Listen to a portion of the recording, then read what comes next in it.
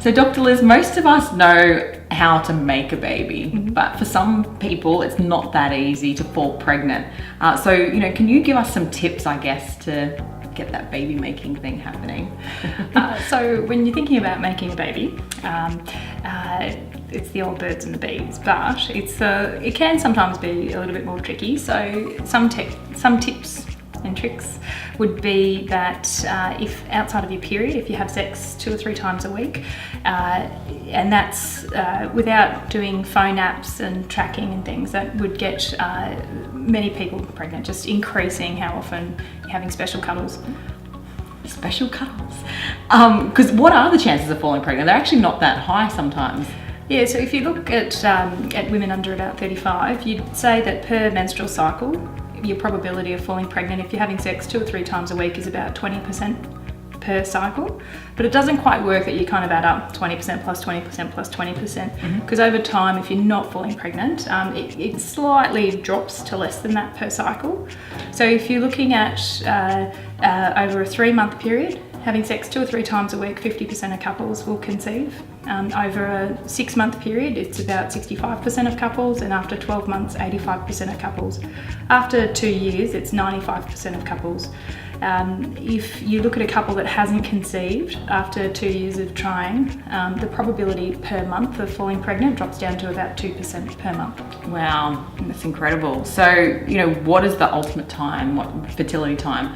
Because some of us don't know that. No, and it can be really tricky to track. So some people pull out the old phone apps. The phone apps are good so that you can learn to track your menstrual cycle. So far, the research would suggest it hasn't increased the pregnancy rate. So sometimes apps and tracking can be a little bit stressful, and they can contribute to reducing some of your quality of life if you're constantly just tracking, and it can affect your relationship. We must go now. It's on. So it can affect your relationship as well, trying to fall pregnant if you're not successful quite early on. So what you can do to try to identify the fertility window is there's a bit of a mathematical calculation. So if day 1's the very first day that you have bleeding,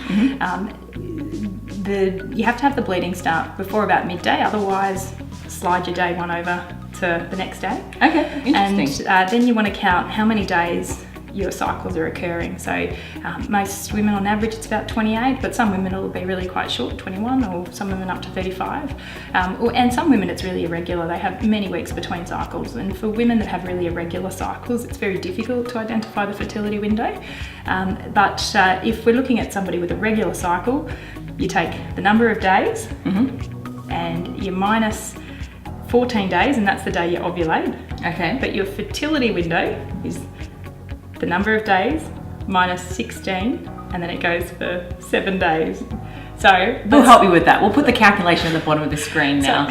So let's just say you've got a 28-day cycle. Your fertility window actually starts 2 days before you ovulate, and it goes for 5 days after ovulation. Wow. So it's a 7-day window, and in that time, if you wanted to have sex every day or every second day, you do bump your chances of falling pregnant. But you don't want to only have sex in that 1 week, because it reduces the quality of the sperm. Like sperm has antioxidants kick in and affect the quality. So if there's a release of sperm 2 or 3 times a week, it's better quality sperm, ladies. So look, the first point of call is always your GP. So if you haven't fallen pregnant, if you're less than 35 and you haven't fallen pregnant after 12 months, touch base with your GP. If you're over 35, you might consider doing that a bit sooner at the 6-month mark.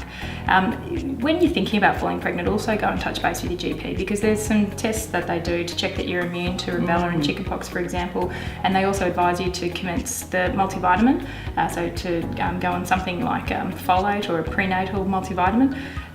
Those kind of things are really helpful to improve the outcome of the pregnancy, reduce neural tube defects and those kind of things. There's so many things to worry about when you're going to have a baby, isn't there? Yeah. But look, if in doubt, always see your GP first. If you still aren't falling pregnant within a particular time frame, come and touch base with a gynecologist. Perfect. So for more information or to see Dr. Liz, just touch base below.